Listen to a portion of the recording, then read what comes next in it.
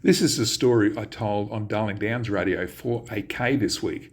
In fact, I've come on assignment to Kalgoorlie to right a wrong for a Darling Downs man. He's been forgotten by history despite just 11 years after the Wright Brothers' historic first flight, he was creating aviation history of his own. Now, just as a reminder for you, the Wright Brothers famously made the world's first powered flight at Kitty Hawk in North Carolina in 1903. 7 years later, in 1910, the great escapologist Harry Houdini made the first flight in Australia at Diggers Rest in Victoria. And incidentally, my grandfather was there to see it. Anyway, here's the story I told for 4OK. Arthur W. Jones. He was born in Colebrookdale, Shropshire, England, and came to Warwick as a 19-year-old in 1909. He went to work for the Warwick Motor Car Company, and while Houdini was captivating crowds with his flying machine, Jones became engrossed in becoming an aviator himself. Now, with the help of Warwick friends, including the Warwick ambulance driver Walter Brest, he built a monoplane. Oh. Now, Jones then went to England to buy an engine, but he came back with an entire plane instead. But Now, it was a French quadrunner biplane with a single 40-horsepower Azani engine, which cost him £700. Now, it was damaged on the boat on the way over, so Jones and Brest and the others rebuilt it at Jones's home in Warwick. Now, Jones then set off creating history. And it was on Friday the 30th of May, 1913, nearly 600 people, including the Warwick Mayor, Jack Ullman, and the Queensland Education Minister and future Attorney General, James Blair, assembled on the Warwick Racecourse. They were there to witness the first ever flight over the town. Now, Jones performed 3 flights that day. First, he had to fly the 3 miles from his home to the racecourse, which took him 2.5 minutes, so not all that fast, but then made 2 exhibition flights to the crowd, circling the course, landing in front of the grandstand where he was loudly cheered, as you can imagine. yeah.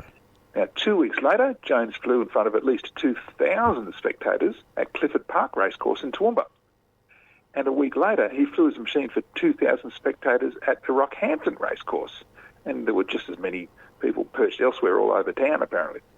Now, Jones took his flying exhibition to Brisbane's Eagle Farm Racecourse. That's where on Saturday the 28th of June, 1913, in front of thousands more spectators, he entered the history books by making the first flight in the city by a resident of Queensland. Now, the onlookers crowded the racecourse, unaware of the dangers, of course, because how would you know you're going to get run over by something you'd never seen before? And one middle-aged woman was saved from being hit by the plane by the heroics of an elderly gentleman, and a youth saved the life of a blind man who, I quite frankly don't know what he was going to see, but it was just chaos there because it was history in the making. Now, Jones continued his historic tour, making hundreds of ascents.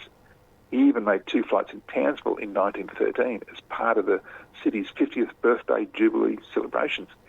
He then went west, where he is reported to be the first man to fly over places like Adelaide, Broken Hill, Moonta, Port Pirie, Perth and Kalgoorlie, and probably many others.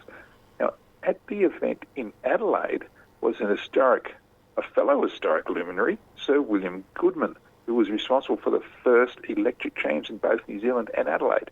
So he was drawing the big names of history. But I've come to Kalgoorlie in particular because this is the scene of Jones's greatest triumph. You see, on Friday the 17th of July 1914, the by now 24-year-old Jones drew the biggest crowd of his career. Now, this is in Kalgoorlie in the outback, which is gold miners, but up to 15,000 people gathered at the Kalgoorlie Racecourse to witness his historic flight that lasted 7 minutes.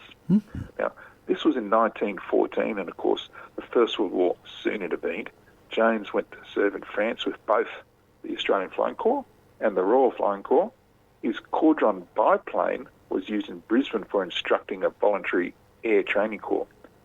Now, Jones disappeared from public view, and years later, in 1948, he was the service manager for York Motors in Sydney. Now, that's when he returned to Adelaide and the public spotlight for the first time since his pioneering flights. He was there to attend a Chrysler Dodge Distributors Conference, so nothing all that flash, you'd think, but he was They knew him. Anyway, Burr Hinkler is the aviation pioneer who first comes to mind for most Queenslanders, I think. But Arthur W. Jones from Warwick, he was claiming records, including as the first Queensland resident to fly here, a full decade before Hinkler and the others were becoming household names. So Warwick and Darling Downs, let's remember Arthur W. Jones. There you go. Another great in our local history, and he will be remembered because of this very segment. Now, people can actually listen back to this and read the story too, can't they? Yeah, that's right. And look, I've got photos of him flying over Brisbane and elsewhere, and his first flight over Warwick. I've found a photo of that, which I'll be posting on my website, historyouthere.com. Fantastic, mate. Always good to catch up, and we'll look forward to doing it all again next week. Oh, look, I'm excited to find another one. But Arthur W. Jones, I'm still excited by him because he's someone that we should all remember. He's Warwick. He did it all in Warwick. Yeah, exactly. Mate, you take care over there in Kalgoorlie, and we'll catch up next week. See